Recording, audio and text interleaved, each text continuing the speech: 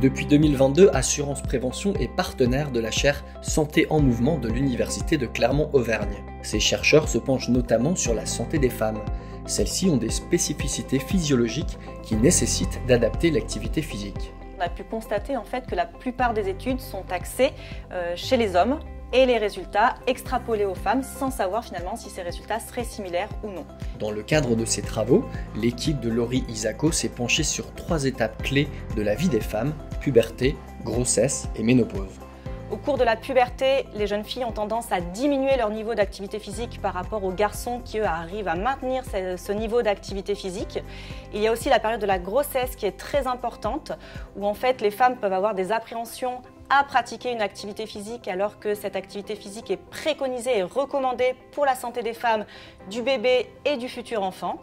Et enfin, au cours de la ménopause, il est très important de pratiquer de par les bouleversements hormonaux qui vont entraîner des modifications comme une diminution de la masse musculaire, une diminution du tissu osseux et également une augmentation de la masse grasse au niveau notamment abdominal. La chercheuse appelle à renforcer la prévention pour lutter contre la sédentarité. Les croyances erronées perdurent. 84% des femmes enceintes diminuent leur temps d'activité physique pendant la grossesse. Or, cela peut être dommageable pour leur santé et celle du futur bébé. En mai 2023, la chaire Santé en Mouvement a organisé un grand colloque sur la physiologie des femmes. La recherche se poursuit pour mieux comprendre leur métabolisme et mieux appréhender leurs problèmes de sédentarité.